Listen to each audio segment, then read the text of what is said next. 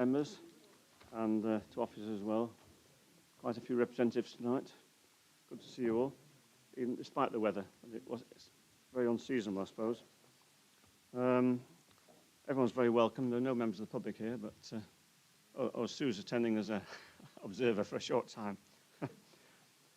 Please note that the meeting is being filmed for live or subsequent broadcast via the Council's website, but you're aware of that anyway. And then item 1 on the agenda. Oh, first of all, I should... please note that the meeting is being filmed for live or subsequent broadcast via the Council's website, but you're aware of that anyway. James McLaughlin on my left, obviously, and this is his last performance, if you like, or assistance as a committee or council meeting. So I think we all will share our views in terms of congratulating him on these 3 years here, over 3 years probably now, and the work is done and the help is given to us all, and we wish him all the best for the future. No doubt he'll be keeping in touch by one means or another to find out how we're getting on. But I'll be registering to speak as a member of the public on the 28th of September.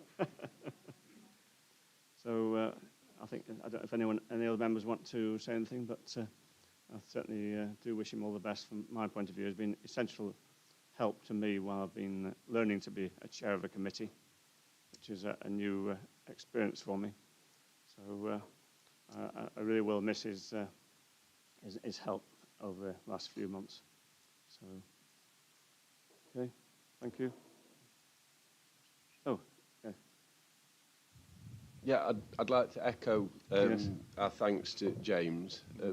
I was just wondering, now we can see that Birmingham's sort of going pear-shaped. Yeah. Maybe it's not too late to change your mind. You'd be welcome. I'm certainly welcome if you want to change your mind. But otherwise, I wish you good luck and good wishes in the future. I think James will say himself that he's going to be well away from Birmingham, certainly, if not in miles, certainly in spirit.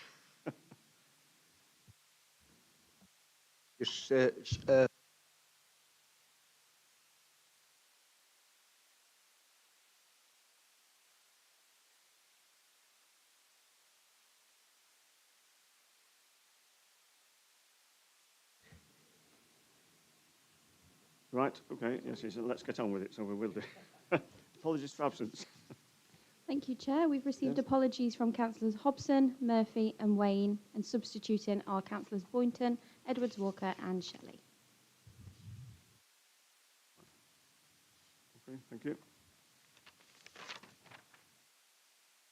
Right, where are we up to now? Oh, minutes of the last meeting, that's the next thing, really. Would anyone like to propose that there be a correct record? Councillor Butler? Yeah, thanks, Peter. I think we need to vote on it now. All in favour?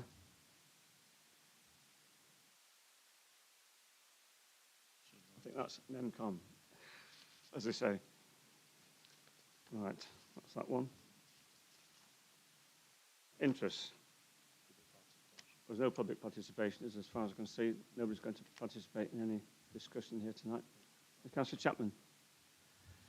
Yeah, thanks, Chair. Item 8, my wife, who's employed by this district council, is part of her job description is tourism officer, so I shall withdraw from, I shall leave the room for item 8.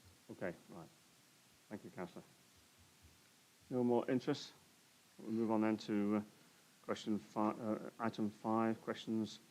I don't think any questions from members have been received, so we can pass on that one as well.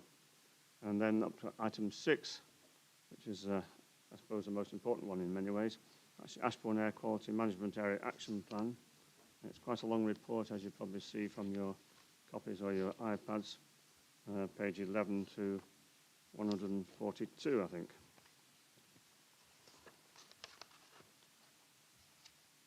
164, in fact. So perhaps I can ask Tim Braun and the other officers to present this report initially. Thank you, Chair. A little bit of an introduction is all I was proposing to give. I mean, the report sets out the findings, the outcomes from the consultation exercise that was undertaken in relation to the proposed action plan just shortly after the most recent election. And they're set out in quite some detail, both in the body of the report and in the 2 appendices. And they're presented for your consideration as is. The main purpose of the report, as we see it, is to reflect the current position of the Progressive Alliance, which is that we wish to reform the working group to look at possible ways of taking the action plan forward from here. And that's really the most important points to take out from the recommendations of the report. Between the 3 of us, we're happy to answer any questions about the consultation exercise or the proposed workings of the working group, but the report should hopefully stand as is. Okay. Are there any questions initially before we move into a debate or proposal? No questions? Right. So we move into debate in that case, and obviously we want a proposal for the recommendation initially. Councillor Dobbs. Thank you, Chair. I'm happy to move the 4 recommendations, but I would like to add an amendment. I apologise for this, to keep you on your toes, James, for your last session, but to add some words for clarification to recommendation 2. So if you'll bear with me, I'll just run through what I want it to say. Apologies that you don't have copies, but it's just to help clarify what's going to happen, to make it dovetail with what we agreed at our last meeting, essentially. So recommendation 2 to read that the Air Quality Action Plan Working Group be re-established. This to have a membership drawn from, but not limited to, those listed in paragraph 2.18 below, with a core group within this working group to provide continuity for the collation and evaluation of possible actions. This core group to be at least 1 officer from this council and 2 elected members taken from the list. So that's to define the people who are going to take the work of the working group forward, but not to make it so that the working group has got to get 8 or 10 people together at one place at one time, which is going to be pretty unmanageable. So if you accept that, then I hope you will, then that's now my recommendation. The 4 recommendations as on your agenda, but with 2 modified, as I've just said. I think James has a copy of my text.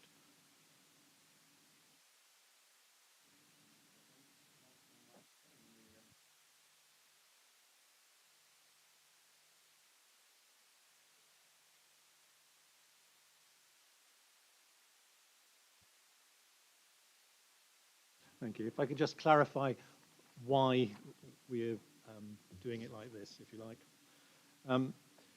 First of all, I'd like very much to thank the officers, that's Karen Carpenter, Amanda Goodwill and Tim Braund, for this report and for their help and forbearance in including some late additions. In particular, the task of processing the enormous amount of data from the consultation I think goes to Karen for doing that, and they're going to be thanked for their effort in that. I'd like to make comments in 4 areas, if you'll bear with me. First, for the consultation itself, what can we learn from it? And if you've waded through the 2,500 written responses, certain messages, I think, are abundantly clear. As the report indeed says, these confirm that Ashbourne residents and visitors are unhappy with the volume of traffic in the town and the number of HGVs. What was significant, however, was the number of respondents who, when asked about a particular action, simply responded, "This is no good, just build a bypass." And this could be as much as 30% odd of all responses about a particular action. And with the wisdom of hindsight, it might have been helpful to build into the consultation some guidance to establish what is and is not possible with an air quality action plan targeting the illegality of just 1 pollutant, nitrogen dioxide. Very common was the idea that funding from a government department earmarked for a particular purpose, like traffic management or bus service improvement, could be switched to a build a bypass fund. And I hope we can all get the message out that none of the schemes suggested could have any cost redirected towards a bypass, or indeed that this district council can do any more than it already has done to endorse the building of a bypass. That's entirely a matter for the county council, who will need to put forward a costed plan and then for central government to fund it. I also wonder too if the responses we saw would have been the same if all those responding had understood the timescale for the completion of a bypass. I have always been in favour of a bypass, but wanting something to the exclusion of anything else makes no sense to me. However, it was clear that many of those who responded with written comments had thought about the suggestions, but could not see how some actions could have any impact on NOx levels. And this brings me to my second point, which is why we're not attempting to agree an action plan to send to DEFRA at this stage. Obviously, the delay is disappointing, and I have in the past been very critical of the previous administration's slow progress towards a plan to reduce NOx levels. However, there are problems with some of the actions in the existing plan, including apparent irrelevance to NOx levels for some action, and the current lack of any data indicating estimated size of effect and timescale. Also, and highly significantly, the acceptance of the Ashbourne Lough bid has meant that it is vital to integrate the work for the action plan into the Lough project. We're suggesting that a working group is re-established and tasked to do some work on the action plan and hopefully bring a revised version, or at least information about progress towards a revised version, to the next meeting of this committee for their consideration. The composition of this working group is my third point, and you'll have seen the suggestion in the report with the amendment that I suggested. That there should be such a group was, of course, agreed at the last meeting of this committee. Its role will be advisory, and this committee makes the final decision of what's submitted to DEFRA. Listed are people who could be regarded as essential consultees, and a core group of councillors and officers will hopefully be meeting and taking advice from those consultees on different occasions. They will report back to this committee to have any proposed actions approved. Although the complete set of actions once agreed would form part of the action plan submitted to DEFRA, there's no requirement to delay the implementation of any action once agreed by this committee and once any statutory processes are completed. And my fourth and final point that we've used to here is to welcome the mechanism that will start the process by which we will in future be able to measure pollutants hour by hour rather than month by month, and this to include fine particulates as well as nitrogen oxides. There may be an ongoing cost implication, and details of that will be brought to the next meeting of this committee. Thank you, Chair and members, for your forbearance.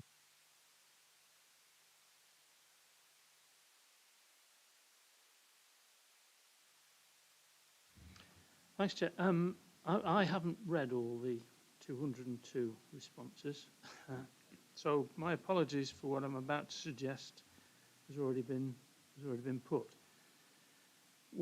Most of the lorries or the HGVs that are travelling through Ashbourne are probably travelling south to Derbyshire, to Derby, Uttoxeter, etc., etc.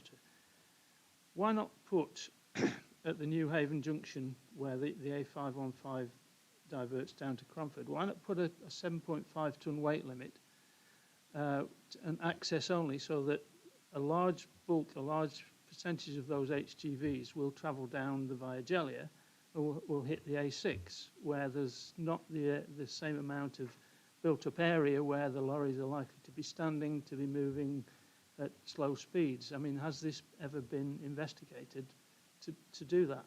I'm just asking the question. Any officers want to comment on that? This is something that they are looking at, weight limits, but not on the A515. The A515 they consider to be a primary route, therefore it's not suitable to divert or put a weight limit on that primary route, being an A road. They wish that HGVs use the primary routes as opposed to other routes, is the information from Derbyshire County Council. But that doesn't really answer my question. I mean, has the potential of diverting a large number of HGVs, which would go onto the A6, which is another A route, down the Via Gellia, through non-built-up areas, and continue their journey to meet up with the destinations that wagons travelling through Ashbourne are aiming for. I mean, has this ever been investigated? I think it is something that Derbyshire County Council are planning to look at. There was consideration of some work being done to look at what alternative routes are available. I haven't had any results of that study or findings, as I'm not sure where that's up to in the process. I think following the consultation, the county have moved towards producing a new traffic model for Ashbourne, where it'll be in much greater detail than they currently have, and that will then be able to look at a granular level the implications of traffic through Ashbourne. How wide they will look at that point in terms of what the implications are of sending them elsewhere, I'm not sure, but that is something they have on their consideration list. Well, wouldn't this be a pretty germane and relevant thing to look at? If you're, I mean, let's face it, the majority of HGV lorries come from the Buxton area, and they travel past the New Haven Junction. Now, if they're compelled to move down the Via Gallia to the A6, it really is a very efficient way of reducing the traffic through Ashbourne. And I think, are we not pushing that? Are we not pushing DCC for that? They have a team who are looking at weight limits at the moment on roads in Ashbourne, but because it is an A road, they are not inclined to put a weight limit on the A515. So at this stage, they're not in support of that action.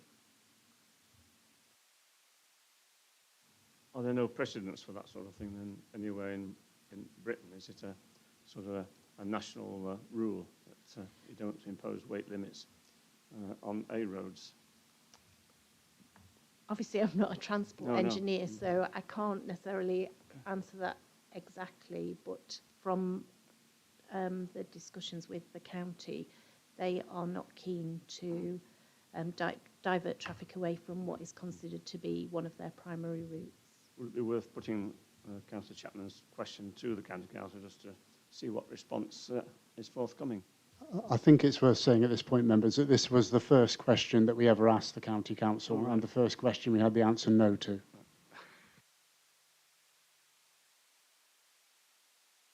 Any further contributions? Councillor Archer. I still think we could maybe ask again. You know, there was a period of time, correct me, other Ashbourne councillors, correct me if I'm wrong on this, if my memory serves me correctly, where there's some damage to a bridge on the road from Buxton, where the traffic, larger vehicles couldn't get through for a while and did sort of become diverted because they had to be diverted because of the damaged bridge. Is that right? Am I getting that right? And they had to go via Cromford. You know, and I think it worked pretty well, actually, from what I remember. But then I would say that because I'm from Ashbourne and the traffic's diverted somewhere else, so I understand that argument. But and I think there was also, is it 12 minutes extra travel time? Was it 12 minutes? I think a study was done that would take a lot of the lorries to go that route. So there are issues in terms of it will be a little bit longer travel time, but I 100% agree it would make a huge amount of sense for Ashbourne. Absolutely right. Yeah, it would. Yeah. We can ask the question again, no problem at all. I'd be quite surprised if colleagues at the County Council aren't watching. It's either live or a recording of the meeting anyway, so might very well be expecting that. So we can ask the question and report back on it. Does anyone else wish to speak? Yes, Councillor Boothroyd. Can I just ask that essentially our only way to actually divert traffic from this council is to engage with the companies that do the that use the lorries and undertake action 9 to ask them very nicely, essentially. We don't have any power to change it from an A road to a B road. Right? Okay. If there are no more contributions, can I ask Councillor Dobbs to sum up and conclude the debate? Thank you, Chair. And to pick up the points, I think it was the bridge at Tissington, which was lower, and then they raised it. And when they raised it, larger lorries could come through to Ashbourne. And absolutely, this point about talking nicely to the quarry owners, to the hauliers. I mean, if you think of the position of the quarry owner, they can't move their quarry, can they? So it's in their interests to be nice to the residents where they happen to have their quarry. And I think they're perfectly prepared to. I think they may have the solution, and we've just perhaps not engaged sufficiently with them as to some sort of compromise. Yes, thank you for raising that point. And it was the most popular of all the responses in the consultation. Talk to the hauliers, talk to the quarry owners. So yes, if I can recommend these 4 recommendations to you, and then we'll hopefully move forward. And when we meet in a couple of months' time, hopefully we'll have a few more bits in the plan to put before you. Thank you. All right. Well, thank you, Councillor Dobbs. Can we move to a vote on the amended resolution or recommendations then, please? All in favour? I think it's unanimous. Right. Thank you very much, members.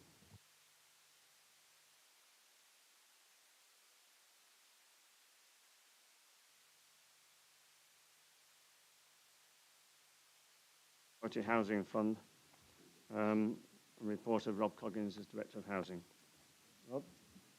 Thank you, Chair.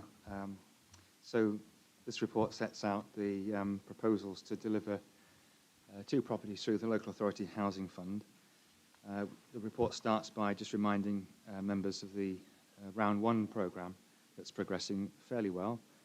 Has its challenges, but we're progressing that in our partnership with Nottingham Community Housing Association.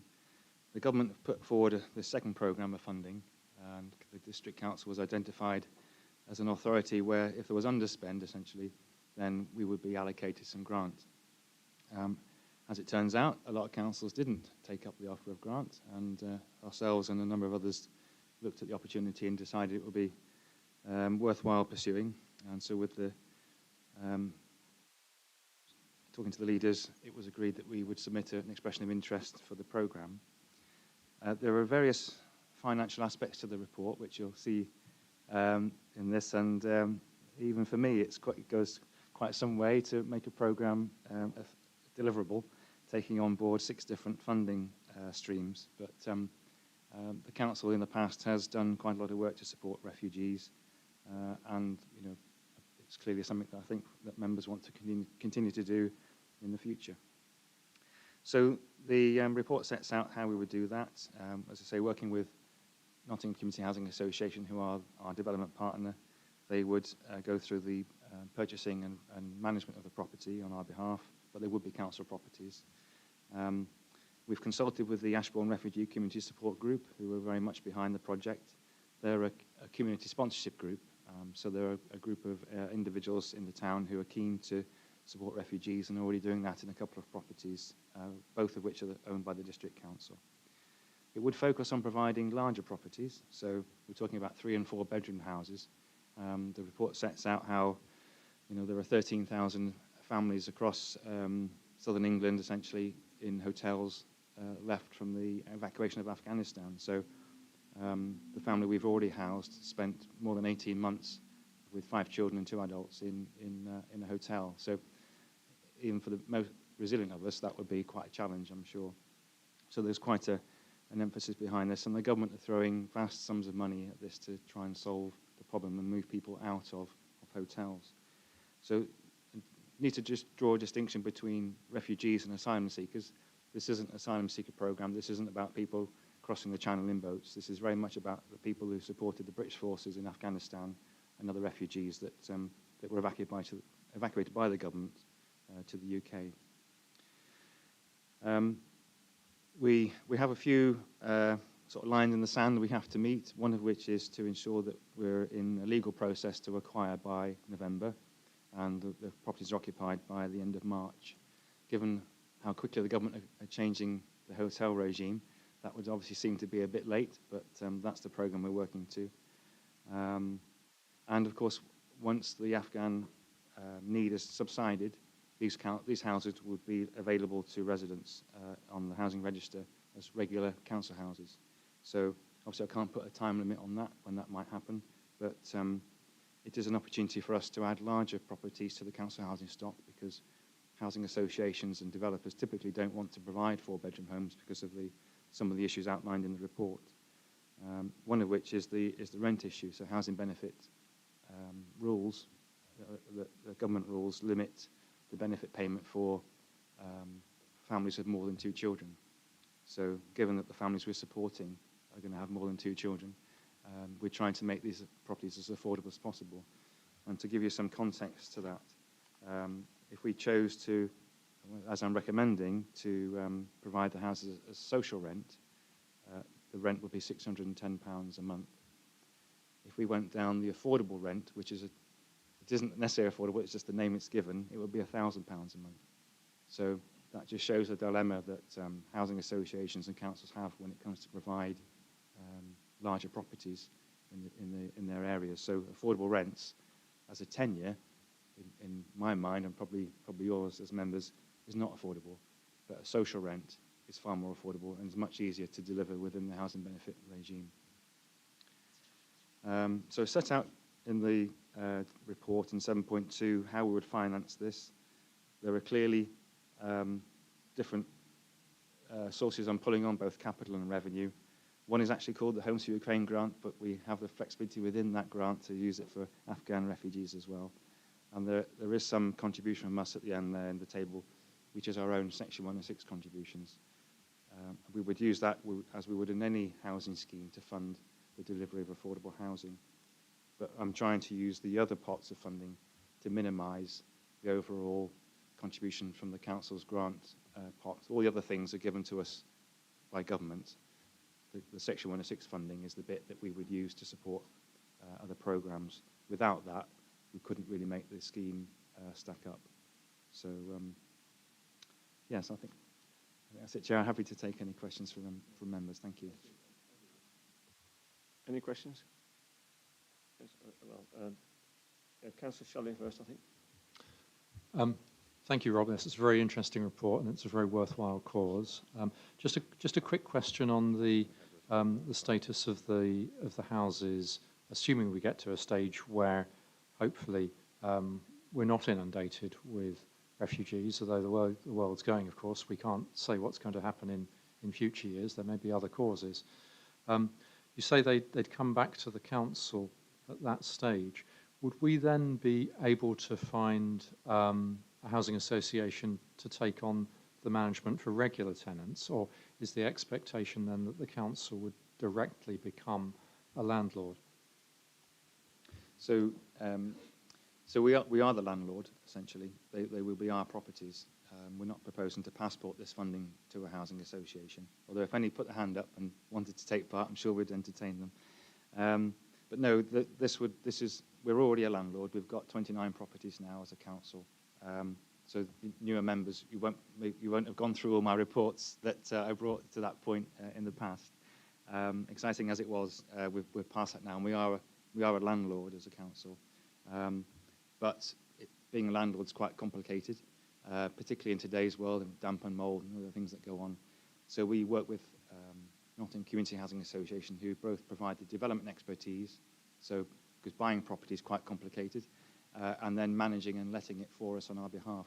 And they charge a fee to that, but the surplus of which, what's left comes back to us. So it's a self-financing scheme. So there'll always be council houses, but the tenants would ring the housing association for support and whatever rent arrears or whatever it might be. That's all managed by the housing association. So all the risk is with them, but we obviously pay a little bit for that. To help. But in the ultimate case that a housing association didn't want to take them on, then we would be the backstop landlord. We are the landlord, but the housing association manage it for us. Oh, what I mean is we would manage it as well, though, would we? No. Okay. I don't want the tenants ringing me up. Because, as I say, being a landlord is there's a lot obviously to do, and that's best done by a housing association like NotScom own 10,000 properties. So they've got the systems, the processes, the resources to manage those properly. Whereas if we try to do that with our 29, we would fall over at the first hurdle, no doubt, because it's a very different kettle of fish. So just to pursue this point to its logical conclusion, we're confident that they would be, or another housing association would be prepared to take on the management for us. Yeah, there would always be a housing association to do that, yeah. Thank you, Rob. Councillor Slack. Thank you, Chair. Thank you, Rob, for bringing this forward. I think it's really great, like, as we're supporting the Afghans. The situation in Afghanistan was really horrendous, and many of them would have lost their lives if they stayed there. So thank you. Part of my question has been answered, but I'd like to know, have you any more plans for advancing this more? Have you any more properties you're looking at?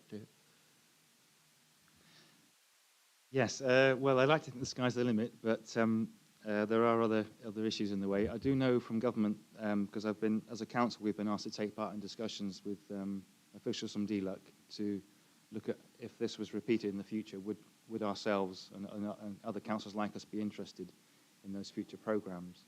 I have made the point to them that they need to put more grant in, because this isn't a cheap programme by any stretch, and it involves a lot of work. There's no revenue support to help pay officer time to spend on this. So we're kind of doing this in between our other day jobs, as it were. I would always say, yes, let's go for it when there's an opportunity. And I believe we are, as an opportunistic sort of council, we like to take up these things. But there's not a bottomless pit of resources to use. So government need to be a bit more flexible, really, in helping councils to respond to these kind of issues. Just one more question. These are 4-bedroom properties, most of them. Afterwards, when they probably move on to get their own house, and they will be houses for large families then, won't they, I should presume? Is there any houses, smaller houses for smaller families, like parenting one child, or is it mainly large families? Yes, so through the Round 1 programme, there's a broader mix of 1- and 2-bedroom properties and some 3-beds as well. But I've been mindful, we could spend all of our capital on this programme, and I'm sure members wouldn't want me to do that, because we've got other priorities that we need to deliver on as well. So I've been really mindful not to maximise our contribution and instead sort of buy below the market to make sure that we can deliver both for our refugee families and for local need as well. Thank you. Councillor Edwards Walker. Thanks, Chair. Mine's only a minor point. I just wanted to clarify whether it is an error or whether it's something I've misunderstood. And that's in Table 1, in part of item 7.2. The first column shows the purchase price at 350,000 and the legal fees at 3,000. Then the total is 350,300 rather than 353,000. Similarly, the second item is. I just wondered if is it something that is it 10% legal fees, or have I misunderstood something? That well spotted. That'll be a typo on my part. Rushing to get the report done in time. So, yeah, but it is an interesting point, because we have to pay for all the extra parts of this service, legal fees being one of them. Councillor G. Thank you. Yeah, given that I think we all accept that this is a good cause and that it's important to try and provide houses for Afghan refugees, we've got a limited amount of money. Is it the best way to use this money to purchase houses? Or, I mean, could you just rent houses off the open market, so you could probably use the money for it, and it's possibly going to be a temporary accommodation? Are you allowed to do that? So maybe you could rent 10 houses for 3 to 5 years, rather than spend all the money on purchasing and all the associated complication with owning property. And of course, you might be able to accommodate 10 families instead of 2. Yes, that's a really good question. The programme the government have published for councils like us is only a purchase programme. I think if we were, is it Crawley? That's one of the major airports in its ward, in its district. Then we would be looking at all sorts of scenarios and ways of meeting housing need, because if you've got 600 families in a hotel or several hotels, you're going to have to rely on lots of different mechanisms, not just purchase to meet that need. So I'm just thankful we haven't got one of those hotels, because that's all your housing department will be doing is trying to manage that situation. But I think if there ever was a programme around leasing from existing landlords, it might be something that we should look at. But until that comes, we have to go with what we've got. Okay, Councillor Boynton. Yes, I'm just wondering, given the imminent nature of occupation of these two properties, have you identified properties to be purchased? So as you can imagine, I've been looking at the market for quite a while, knowing that this is an opportunity coming up. So yes, there are things that I wouldn't want to give the owners a nod because they might not offer us a discount. But yes, there are things out there that we would be looking at. Thank you, members. No more speakers, no more questions, I should say. Thanks for the answers, Rob. Right, can we move on to debate now? Councillor O'Brien. Thank you, Chair. I first want to say that under the previous administration, this council established a very proud record in supporting refugee families and helping them to start a new life safe from war, tyranny and persecution. And I'm delighted to confirm that the Progressive Alliance will continue this commitment. Two homes is a modest contribution to the national requirement to enable refugees to move out of totally unsuitable bed and breakfasts and hotel accommodation, but represents a significant investment by this council. And it's due in no small part to the very skillful manipulation of 6 different funding regimes by our housing officers. In moving this recommendation, can I also pay tribute and thanks to the people of Ashbourne, who I know go out of their way to welcome refugee families, and I'm sure will continue to offer the support necessary to help them seamlessly integrate into the local community. Thank you, Chair. Do you have a seconder? Councillor Archer. Yeah, I'd be very happy to second this. As far as I'm concerned, it's not just a win-win, it's probably a win-win-win, really. And first of all, obviously, I think we can all see it is just the right thing to do for people of Afghanistan who have done a lot for our country. And we let down, perhaps, as a country quite badly at the end of the conflict in Afghanistan. And whatever little we can do to try and make that a little bit more right, we need to do. So it's definitely a win from that point of view. Just following on from what Councillor O'Brien said, actually, one of the people very heavily involved in the group at Ashbourne is a next-door neighbour of mine, and he sent me a long message a little while ago just saying how impressed he was with the council and the officers and what fantastic work they've done to help that community group to get these families in, but also to tell me a bit about the latest family who moved into the area, and parents who've worked as doctors in Afghanistan, speak good English, 4 children, very aspirational, bright.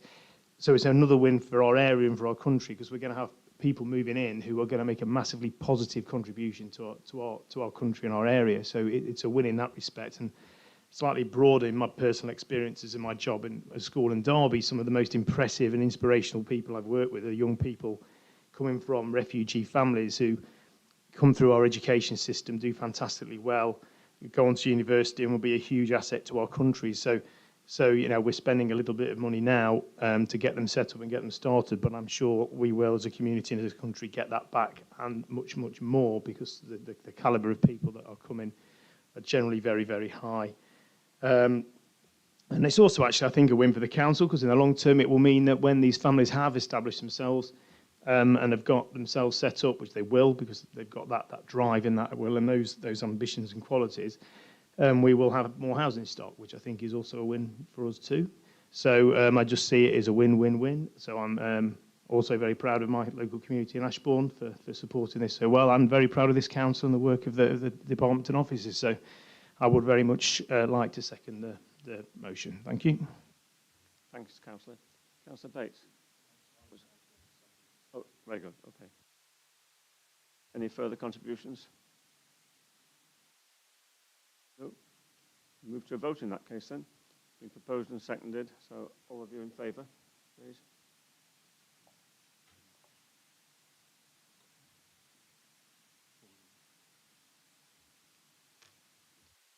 NEMCON, I think, is it? Right. Thank you, members.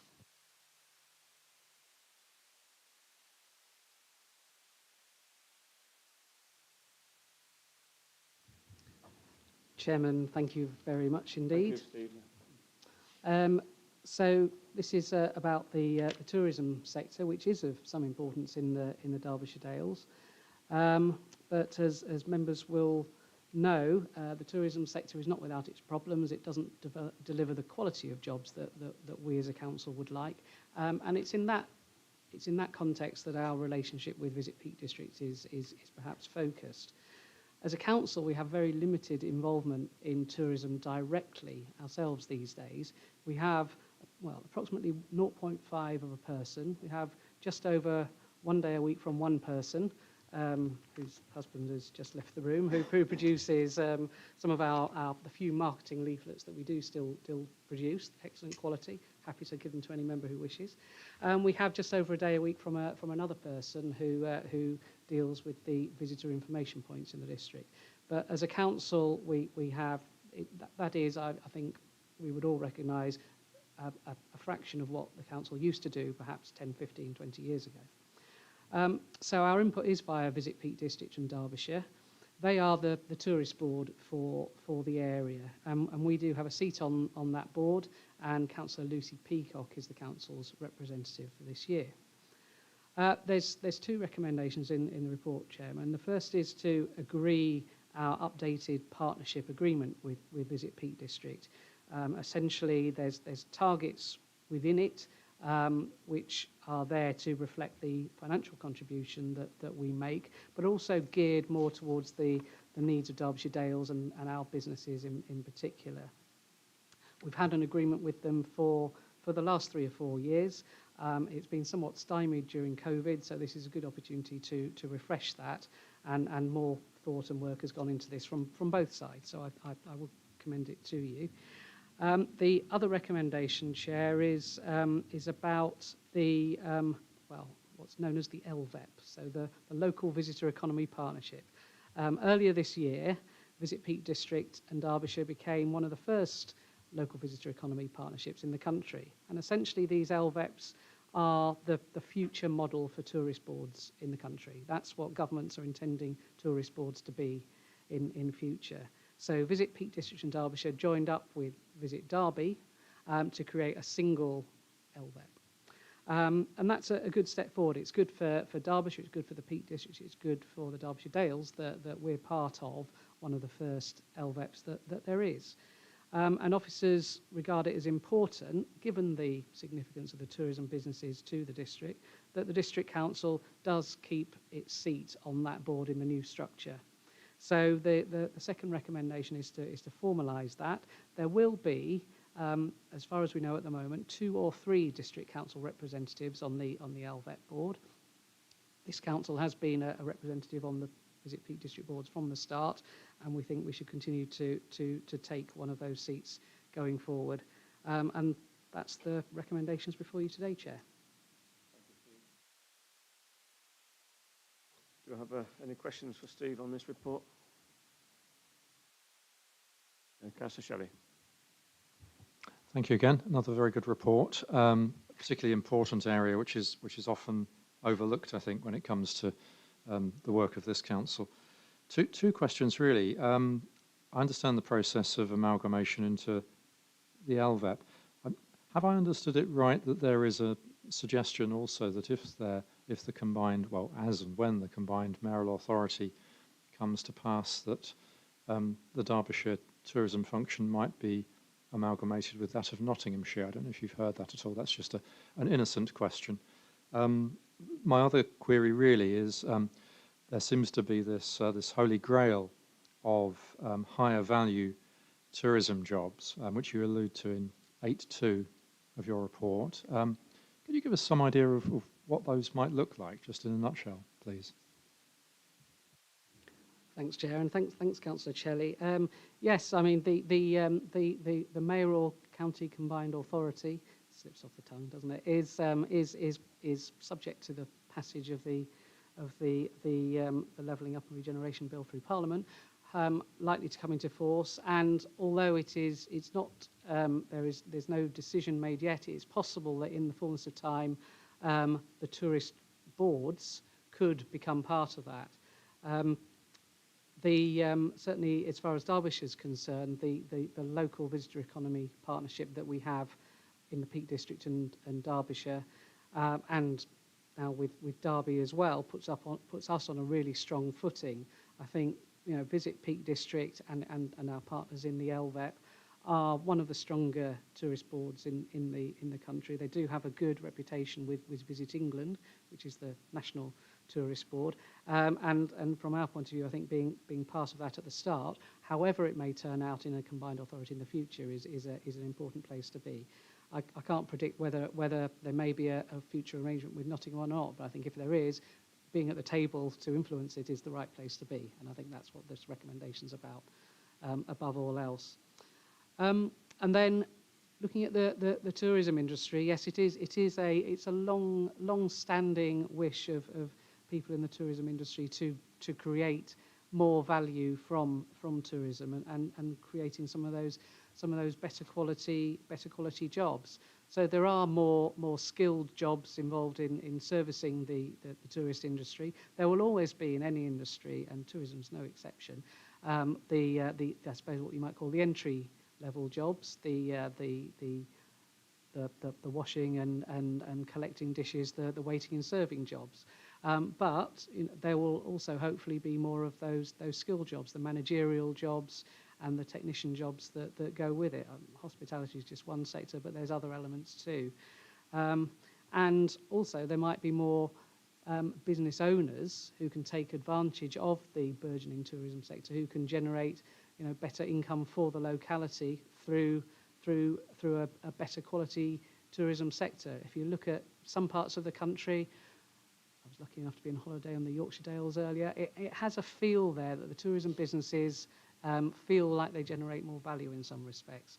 I think there's some things there that the Peak District could perhaps learn, but I'm sure there's also things that the Peak District could teach the Yorkshire Dales. But nevertheless, there are examples elsewhere of where that better value is there. But I think it's important to recognise, as perhaps you're alluding, Councillor Shelley, though the entry-level jobs aren't going to go away, and they do perform an important role too. Councillor Buckler. Yeah, it's a follow-up to that question really, and that point. You know, there's always been the potential for that. You know, it's the most visited national park we live in the most visited, or next to the most visited national park in the world after Mount Fuji,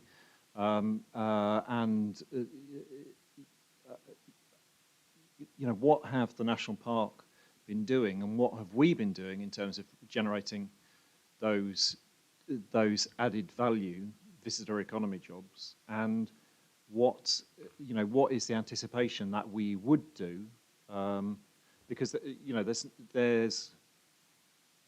is potential there to do that. What is the plan to make that happen if there hasn't been a plan to make that happen so far? Thanks, Chair, and I'm not sure that the Peak District would still hold by the claim that it's the second most visited national park in the world. I know that was a statistic they used to bandy around, but I think they might have rode back on that slightly since. But nevertheless, I think you do raise a key point, which is that the Peak District National Park does have a lot of visitors, but most of them, I think I've said here 85% for the Derbyshire Dales, are day visitors. They're day trippers. They come in and they go out. Visitors that generate much more of that higher value, and with it those added value jobs, are the staying visitors, the ones who come and stay and then spend in accommodation, spend on multiple attractions, spend on food and drink and so on. And so the strategy, and that's alluded to in this, is to get more of those staying visitors. The colloquialism is to convert days to stays, and that is, if you like, the plan that they certainly Visit Peak District and with our backing would certainly work on, to try and get visitors to stay more, stay longer, and therefore when they do stay, they'll spend more money and generate more value. and can I follow up on that? Yes. Why haven't we done that now? Because we know that we need to be converting days to stays. What's the difference? What is going to happen differently now to mean that that's what we want to do? That, there needs to be a plan and a strategy for doing that, rather than saying that that's what we want to do, because we could have been saying that that's what we want to do for the past 70 years.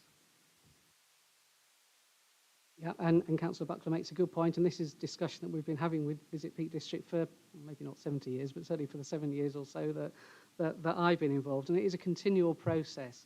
So one thing that's helped in that is the building or opening, or at least refurbishment of more hotels and other staying accommodation, and indeed some of the hotels that have been refurbished or reopened or newly opened in the past few years have been those mid to upper range ones that are more likely, again, hopefully, to generate visitors with more pounds in their pocket, or indeed euros or dollars in their pocket. And the other side of it is to promote more of the benefits of staying here. The Visit Peak District have constantly told me that they're not a travel agent, so they can't sell package holidays. But what they can do, and what they do, and is again part of their plan and part of their work plan, is promoting or is encouraging attractions to work with accommodation providers to promote exactly that, those packages. So it's not that you'll come and say and spend a day cycling in the Peak District. You'll come from further afield for a week or a weekend and spend 2, 3, 7 days cycling in the Peak District, and at the same time you'll sample the local goods and services. You'll buy them from the local shops, and you'll eat the local food.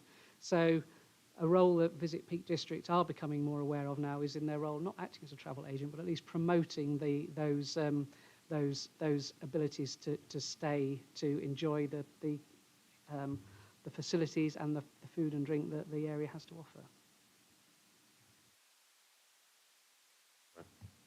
Still on questions, aren't we? I have 3 questions. So why, and I understand the converting stays to days principle, but I think the 85% that come in as day trippers aren't going anywhere. I'm assuming most of them come from Manchester, Sheffield and Birmingham. And if you live in Manchester, Sheffield and Birmingham, there's not much incentive to stay. So why is that there doesn't seem to be any focus on getting them to spend more money? If that is where we currently have a lot of our tourists coming from, I understand, yes, I do it. I cycle around and buy a coffee and that's it. But maybe we need to be a bit more inventive about how we get people to buy 3 coffees or whatever, coffee and 2 beers.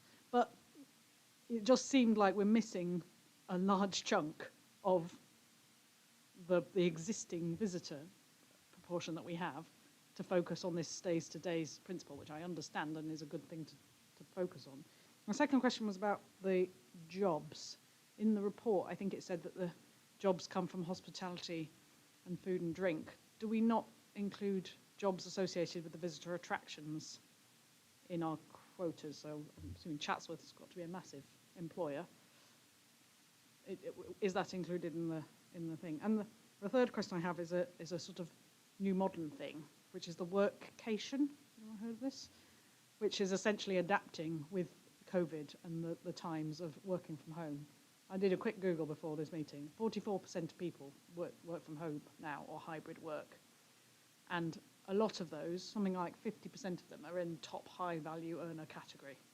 So to me, I have a lot of my friends from London want to come and stay Wednesday, Thursday, Friday with me and use my office.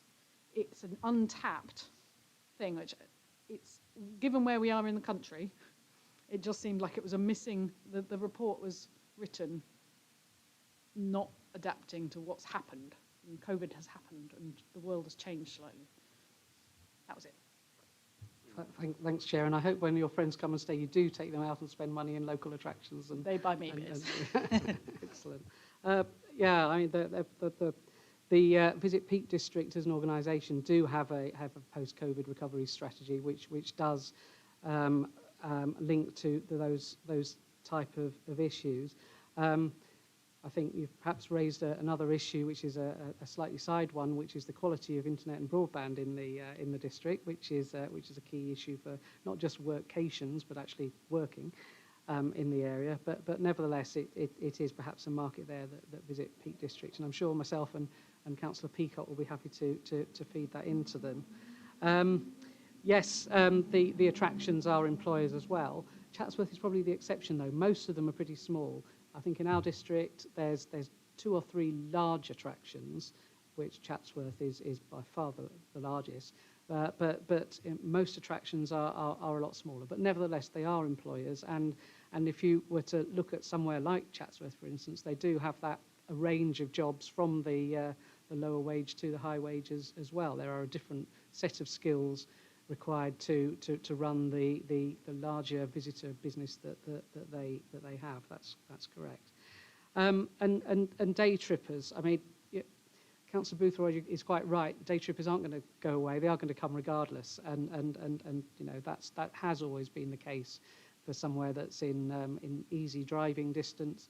Hopefully in the future easier train and bus distance from our surrounding cities. It's probably what makes certainly the Peak District as a national park unique compared to any other national parks, is the fact that it is surrounded by, on pretty much all sides, by those large centres of accommodations. So day trippers aren't going to go away. They are here to stay. And I know that there are residents of the Derbyshire Dales who, some of them, who would wish they would go away. But nevertheless, they are part of the landscape of this area, and they have been for well, at least a century. And you're right that trying to get more out of them is again the case, and it's again having the offer to attract them, not just to buy fish and chips or to have one drink, but to stay a bit longer and spend a bit more. And hopefully some of those mid-range hotels encourage them actually to stay overnight as well, and buy lots more drinks and make a weekend of staying here as well. So yes, Councillor Boothroyd is quite right that the day trippers are an important part, and they're always going to be an important part of the tourism landscape here. Thank you, Steve. Councillor Shelley. Thank you. Yes, just one other question. I notice, I'm not quite sure what page it is now, or possibly page 191, where you've got the KPIs which are being agreed with Visit Peak District and Derbyshire. There's a section on sustainable tourism, which refers to the Sustainable Tourism Action Plan 2023, which I must confess I haven't seen. It just seems that as you get further through this table, that the SMART objectives seem to become a little bit less smart and a bit more woolly. I just wonder whether that's an area where, if indeed the Sustainable Tourism Action Plan doesn't have SMART objectives, so for example to get a certain percentage of visitors away from using their cars to using other forms of transport, if that's something we could, through our representative on the board, pursue, please. Certainly take that on board, Councillor Shelley. I think just if it's any comfort, it might not be to get any SMART objectives in here as well. Has been a challenge, but yes, it's looking better than it did. But I do recognise that there's perhaps a need for more. And you know, one thing that I constantly say to Visit Peak District is that our members, you need to see value for money. You need to see what you're getting for the £17,000. So having some measurables that will enable you to demonstrate that and make it easier for you to justify it to your residents will help us all.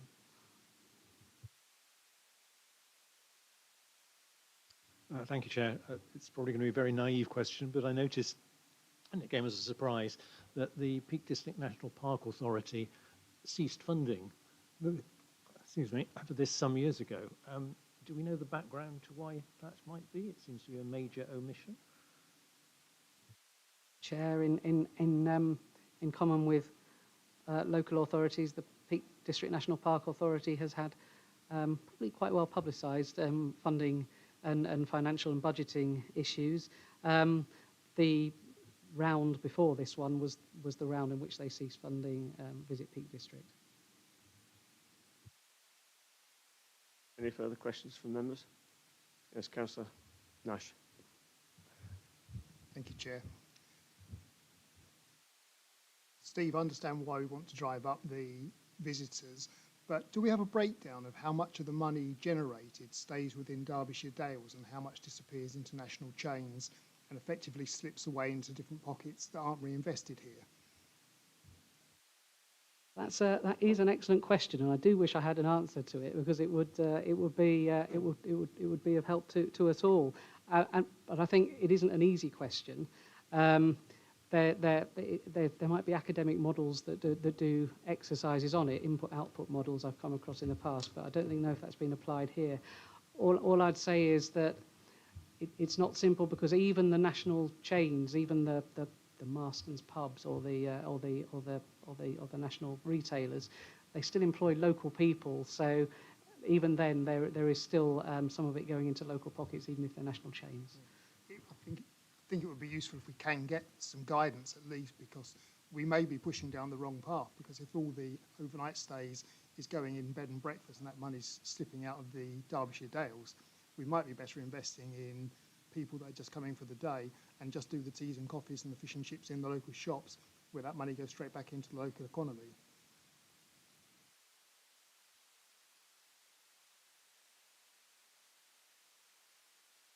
Councillor Slack.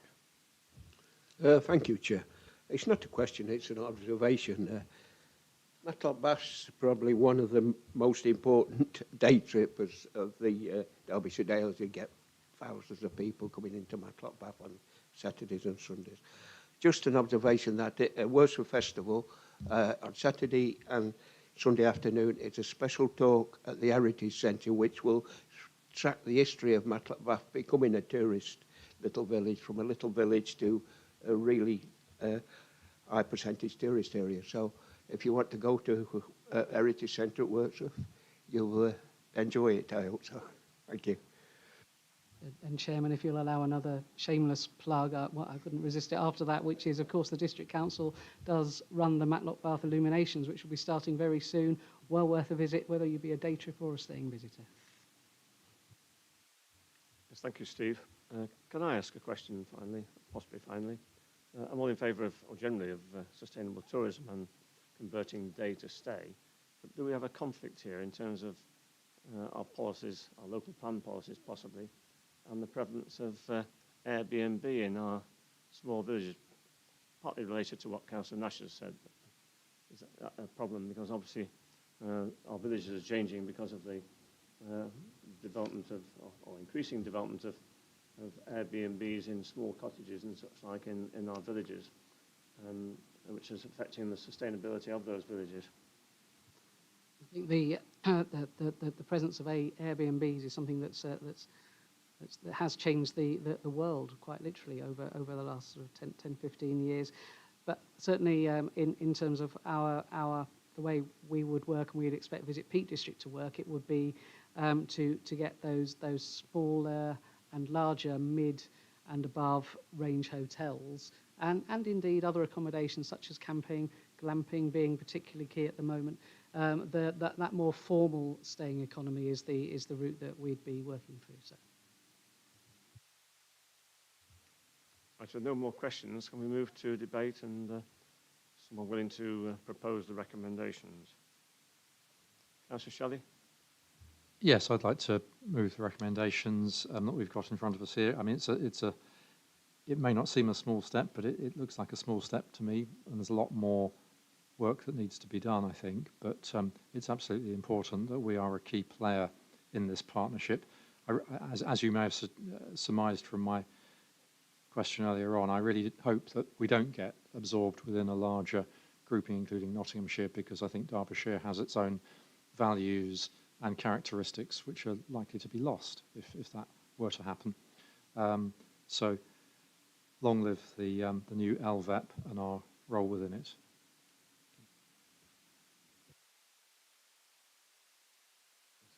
Councillor Nash? Okay, thank you. Would anyone like to speak? It's now been proposed and seconded. Yes, Councillor G. Yeah, could I just make a little slight interjection about this idea that joining with Nottinghamshire is a bad thing, because that's all about devolution, isn't it? And, you know, if the whole area was devolved and had a lot more financial input, then tourism would benefit on both sides. So it'd basically just be an impetus. It wouldn't actually detract from Derbyshire. It'd improve us. Councillor O'Brien. Thank you, Chair. I think first I'd like to just cross any notion that this council doesn't support what you might call the run-of-the-mill hospitality and tourist businesses in the district. Those are our cafes, restaurants, pubs and bed and breakfasts. We will do and we will continue to do so because they are certainly the mainstay of our rural economy in addition to our major attractions.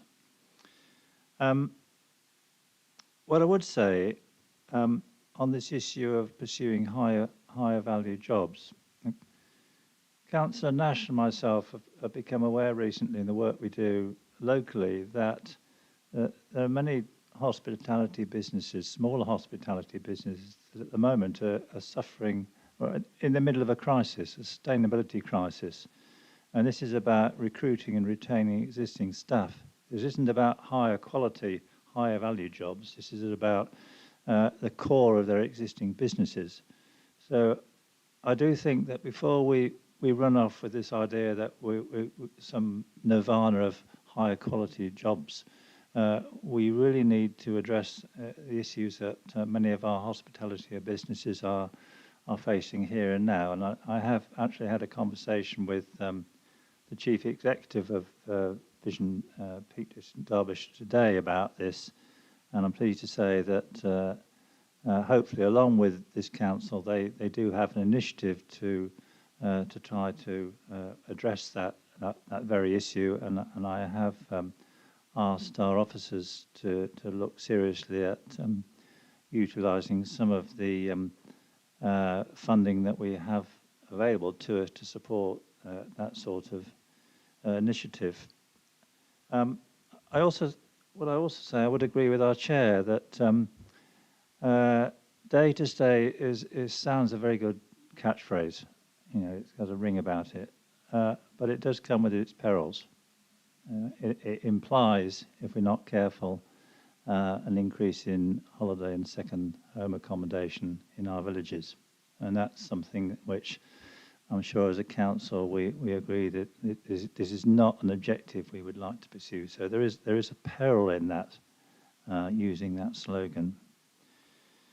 And finally, colleague, you may be interested to hear that we are losing another 2 of our youth hostels in the north of the district in the near future. The YHA are selling them off, not because they're making a loss, but because they're not making sufficient profit for the association. But again, I'm pleased to say that with the support of our own Chief Executive and again Vision Peak District in Derbyshire, we do have an urgent meeting arranged with the association and other partners to see if working together with the National Park Authority, ourselves and the Tourist Board, we can find a way to retain those youth hostels as sources of low-cost accommodation for visitors. Yes, thank you, Councillor. Any further contributions? Can we move to a vote in that case? So it's been proposed and seconded, so all in favour of the recommendations 1 and 2.